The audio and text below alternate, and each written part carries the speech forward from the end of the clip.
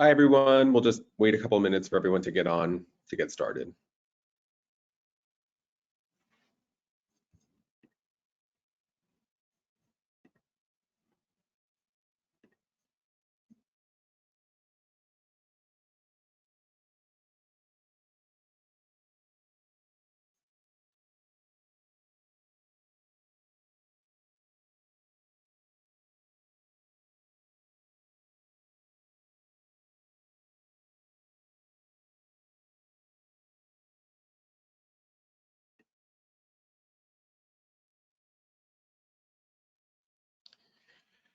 Thank you, everyone, for joining today. I'm Nick Gorinsky from the Foursquare marketing team, and I'm pleased to be joined by Greg Fatica, VP of Client Solutions here at Foursquare.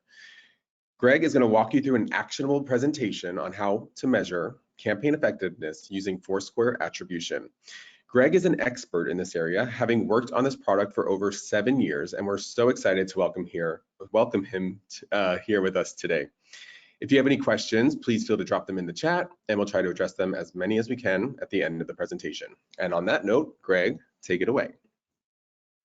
Hi, everyone. Thanks for joining us today.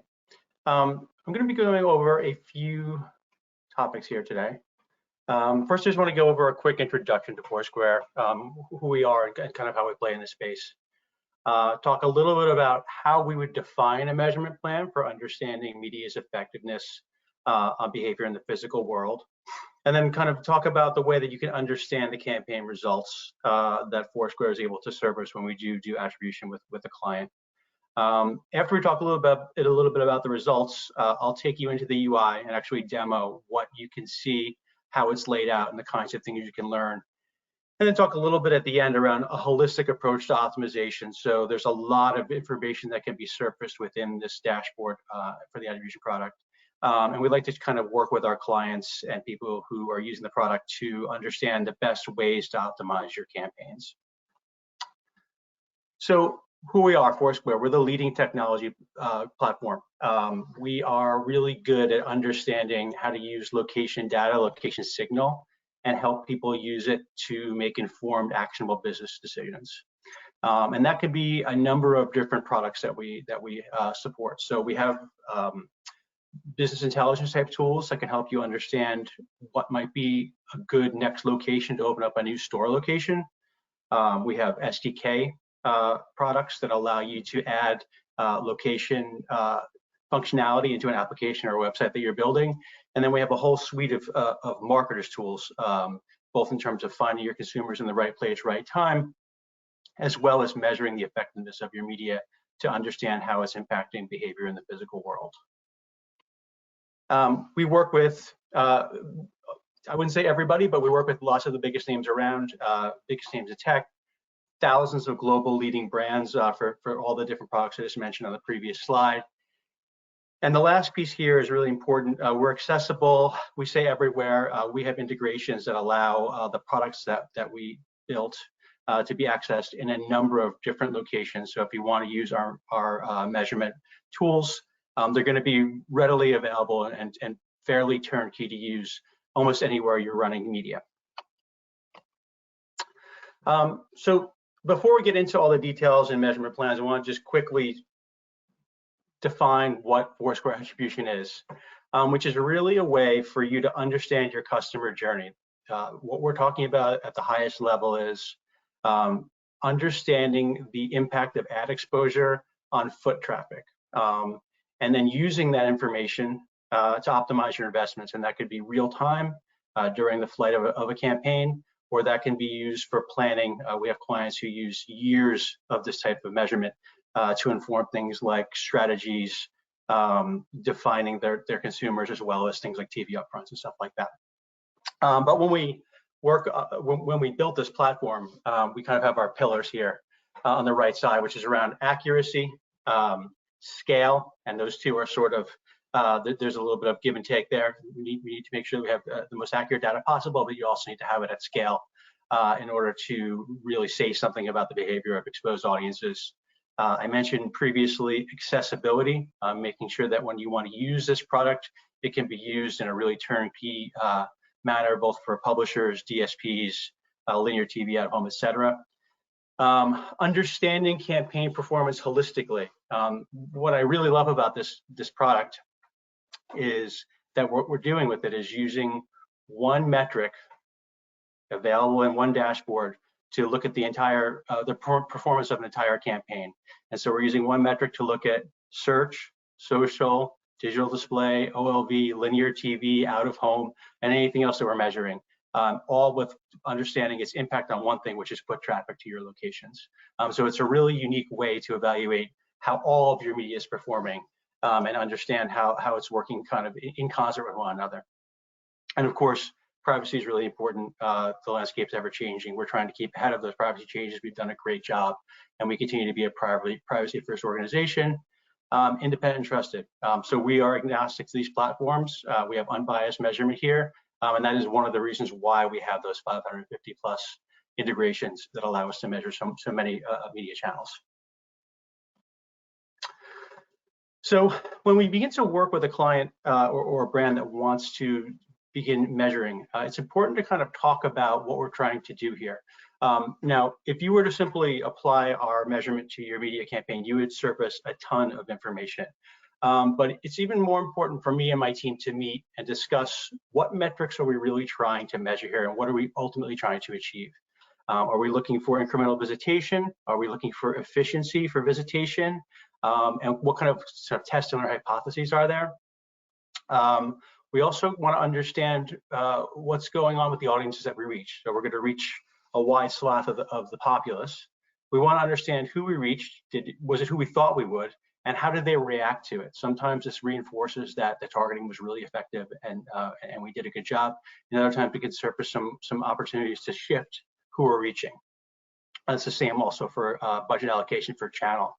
So we could take a look and understand over time, do we need to invest more or less in linear TV? Are we seeing that a lot of really positive outcomes are happening from exposure to another channel like social or something like that? And maybe we want to allocate more budget toward that. This can help understand that, but we need to know beforehand what we're trying to look at here. We can also take a look at this from a market perspective, understand where we're seeing the highest impact on foot traffic in various markets.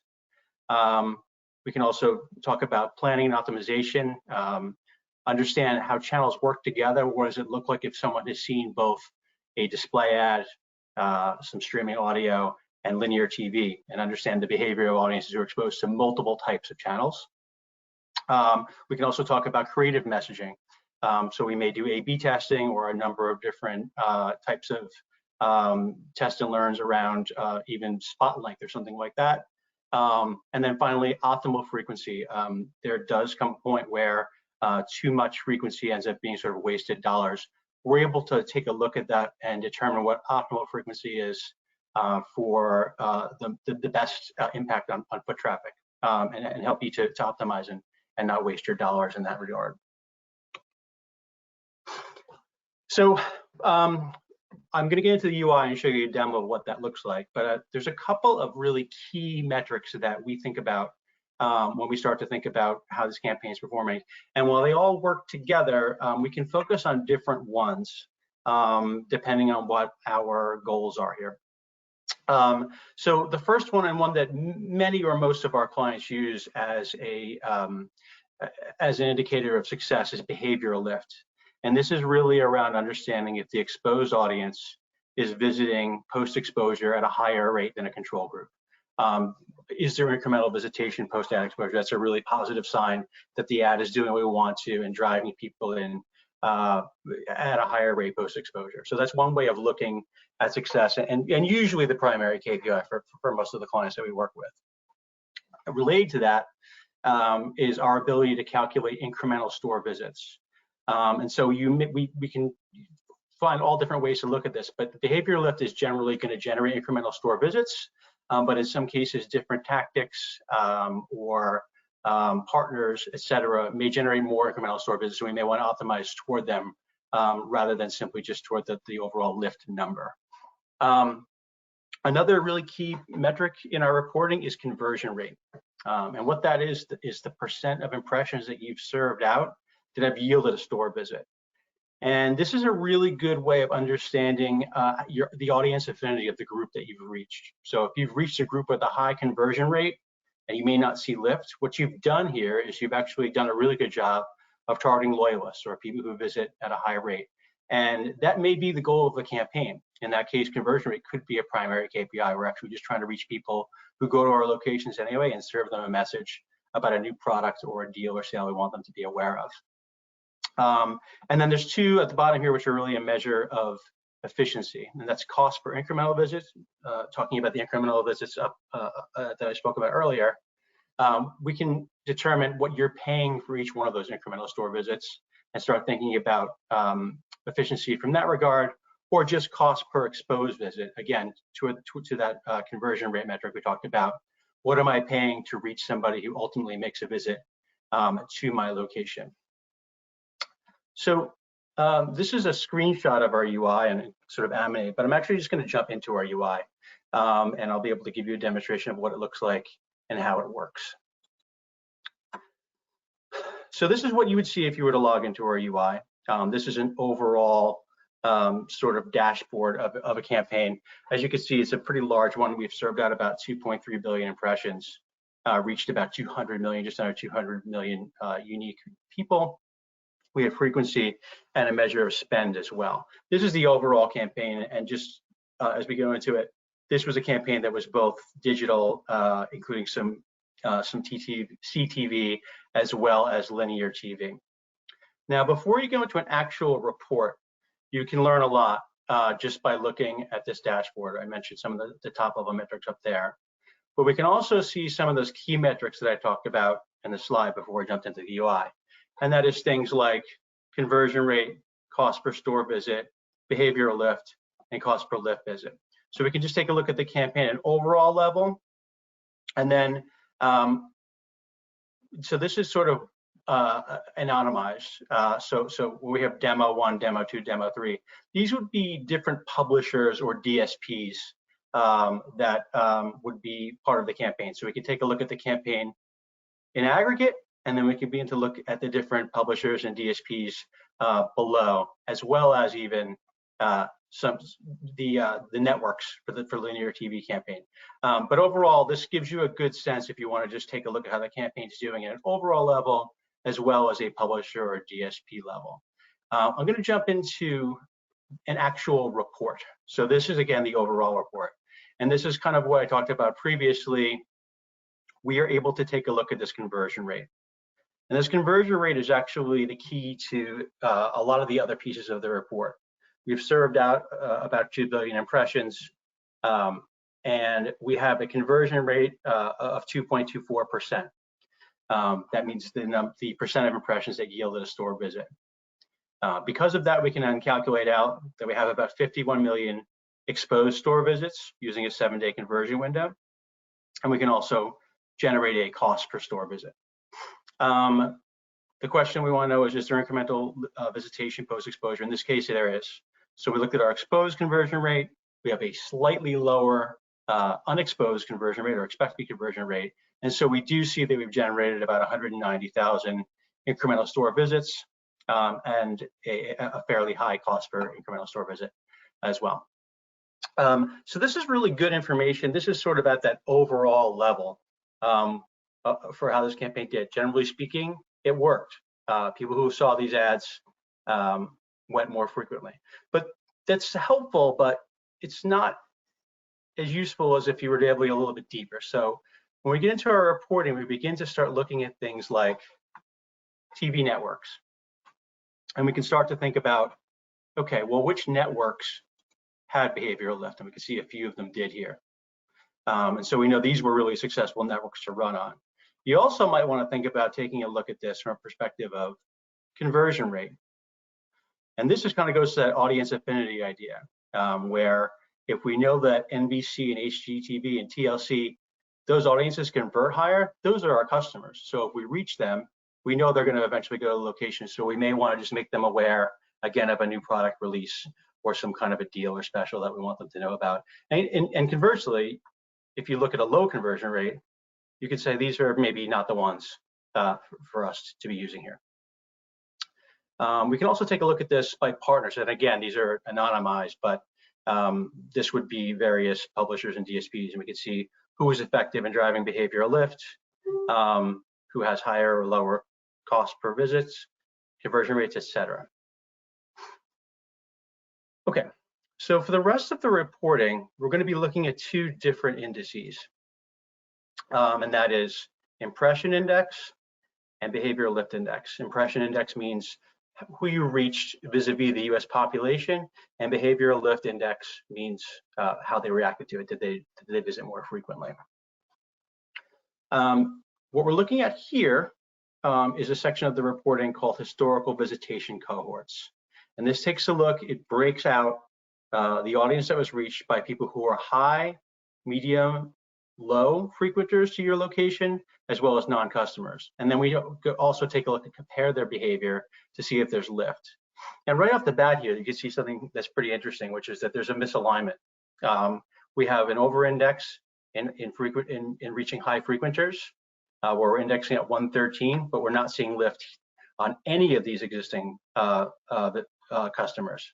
So high, medium, low did not generate lift.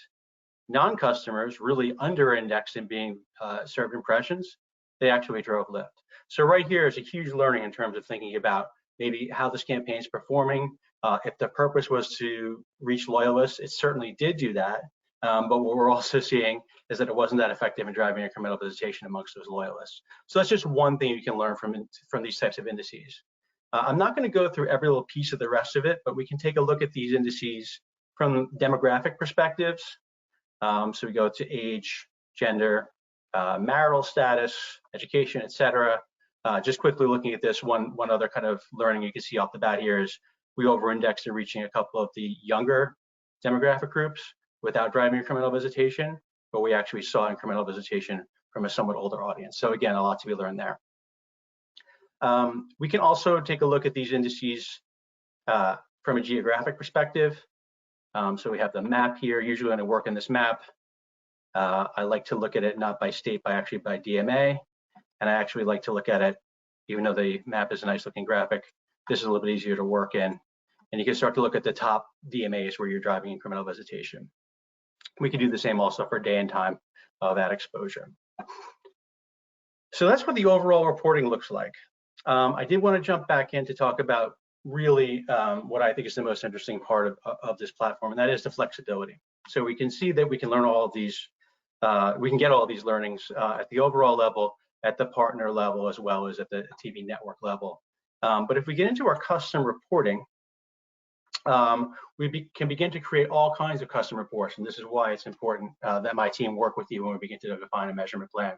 So we can begin to take a look at things like TV by itself, digital by itself, what it looks like if someone's been exposed to both, or only one, or only the other. We can look at things like channels, digital display, online video, or so forth, creative concepts, spot length. Here we're looking at the 10-second versus a 9:16, and even getting into all sorts of publisher-specific cuts, targeting segments, etc. And just so you know, each one of these reports in here generates a full report like the one I was just walking through. So I just happened to notice this was an interesting one, this targeting type demo. We have a full report on this. So it's a much smaller set of impressions, but we can take a look at all the same metrics I talked about and look at the behavioral lift here. Okay, worked really well. We can begin to try to understand what worked really well here from, were we reaching a different group of people with historical visitation patterns? What were the demographics of this group? And sort of learn either from digging into these reports or just comparing. We've got a number of these different targeting segments. Some were successful, some were not. We can begin to understand what's working and then begin to optimize. So I'm actually going to go back into and talk a little bit about optimization and talk a little bit about how we put some of these learnings into use. So one of the issues that that we run into in a fairly decent amount of the campaigns we measure is that there's no lift at the overall level. And I think the initial reaction is well, it didn't work. But actually, kind of going into what I just mentioned, you can learn a lot from a campaign with no lift, because there's always a piece of it that worked well. And you can, if you have the time, or if we're early enough in, start thinking about digging deeper and optimizing, which we do frequently with our clients, where we understand tactics and audiences that are really responding to advertisements, and serve them more as an actually can optimize the campaign so that we do see lift. Or if that's not an opportunity, we can also start taking all the learning from this and using it for planning in the future. So there's still, we always want our clients to have positive outcomes, but actually learning from a campaign that hasn't generated lift is actually really useful and a great tool for optimization for future performance. So when we think about optimization, the good thing about, or one of the best things about this platform is results are usually available about 2 weeks post-launch. They're available in our UI and are released to our clients, so they have access to take a look at all this stuff. My team is also available to discuss optimization recommendations and help interpret results, but you have access to this when you work with us and can be in there. It's also updated daily once it's released to you, so you can always see how things are changing. And that's really helpful, because if you are going to be using some of your levers that we're talking about, and that would be things like budget reallocation from something that's not working so well to something that seems to be working well, frequency management, each one of these reports that we talked about reports on frequency, and so you'd be able to see perhaps a higher or a lower frequency is more beneficial for the outcomes we're looking to drive. Creative management, bidding strategy, etc. You can actually begin to make changes and observe their effect in the UI and see, is this working? Are we having a positive effect? And then begin to take even further action. Tips and tricks in terms of maximizing ROI. I kind of mentioned it at the start and all throughout, but really my team exists to work with our clients to understand what they're trying to achieve and make sure that we're setting up these reports properly. The demonstration that I just showed you is actually from a real campaign that I worked on, and it wouldn't be possible to get that granular if we hadn't had a really good kickoff call and talk to each other a lot about what we're trying to achieve here. So it's important that we know what we're trying to do, so that we can make sure the reporting is going to generate that. The platform is really flexible, but it does require some level of upfront work to talk about what we're trying to achieve.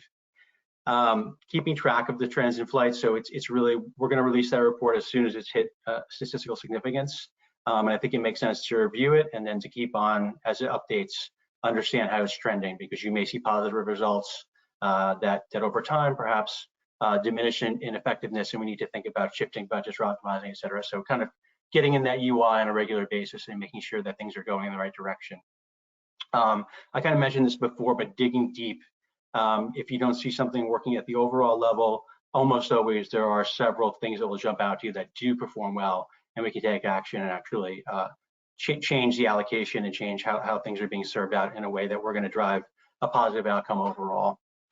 That being said, these next two pieces are pretty important. That is focusing on a few adjustments at a time.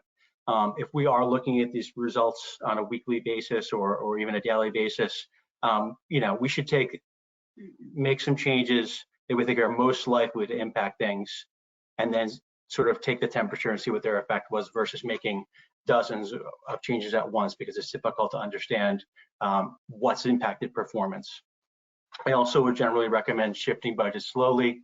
We don't want to make a radical decision based off of a few weeks of data. So as we begin to optimize, it makes sense to allocate dollars slowly toward one thing that has shown positive results and slowly away from other things that have not, but not to make any rash decisions. And the other thing, and I didn't talk too much about this, is in our UI, any result around lift is going to have a confidence level. So we do show results that are up to a 70% confidence level to get a good read on what's going on, to understand how things are going. But in most cases, those lower confidence levels I would really view as directional results.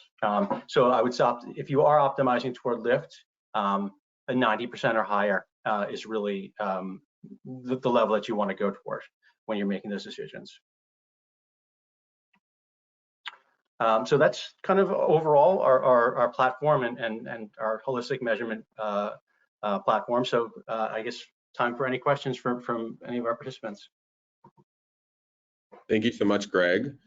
Looks like we have a couple of questions coming in. The first one is, what are the most interesting learnings you've helped clients uncover with Foursquare Attribution? I think one of the more interesting, thank you for that. I think one of the more interesting things we've learned over the past few years is TV's role in foot traffic. I think that it's generally been thought of as an awareness play, and in a large part it is, but we're actually able to demonstrate the power of awareness on foot traffic. And the way that works is TV generally is served out to a very wide audience. And so we've exposed most of the populace to it. But what we find is that sort of lays the groundwork for digital or more targeted social campaigns to be more effective. And so what we find is people who have been exposed to both the TV ads as well as highly targeted social or search or digital campaigns tend to have the highest levels of lift. And so it kind of demonstrates the power of running an awareness campaign with the TV with TV. We don't see lift with TV by itself, but it actually makes a lot of the other channels that we're using even more impactful. So it was really nice to be able to demonstrate that for a client. We have another question from one of our attendees today saying, I'm currently only using proximity and audience. How can I get access to this? So proximity audiences are our targeting tools. But if you're working with our CS team or sellers, simply bring it up, and they would be more than happy to introduce you either to most likely to someone on my team to get you set up. But it's not available in the targeting UI. It's a separate UI, something we're working on as a unified UI. We're not there right now. But if you were to ask anyone you're working with, they would be more than happy to help you get set up with this. Great. Another question, can we control the frequency through Foursquare?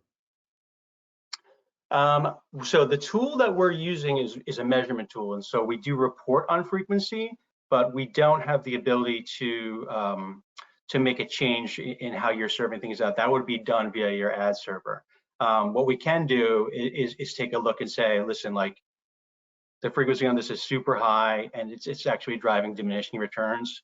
We recommend that you lower your frequency cap or lower your frequency caps here, so you serve fewer ads to more people. So we can help you report out on it, but the actions are going to take place within the ad serving UI or DSP that you're using. Great, and it looks like we have time for one more question. What can Foursquare Attribution solve for related to dynamic creative optimization and other complex use cases? So this is actually something we've been doing a lot of lately. And so the idea of dynamic creative optimization is the idea that you're serving creative, but it's triggered by something else. And we actually can do this. So if we pixel and understand what we're trying to do, this kind of goes to the idea of having a good kickoff. We can pass both of those pieces of information into our UI, both the creative message and the trigger, and we can report out on all of them. So you may look at a report for one piece of creative with 5 different triggers and understand which trigger is the most effective for that piece of creative. And that can be super useful for clients when they're doing DCO, because there's like so many different permutations that you can get, but we are able to measure that, and it's really effective when you're thinking about optimization strategy for a DCO campaign. Great, Greg, I want to thank you for joining us today. A recording will be sent out very shortly to our viewers today. And if you have any questions about Foursquare Attribution and you want to get in touch with us, or your question wasn't answered today, you can reach out to us at hello@foursquare.com or reach out to us on our website, foursquare.com. Thank you all for joining and have a great day. Thank you.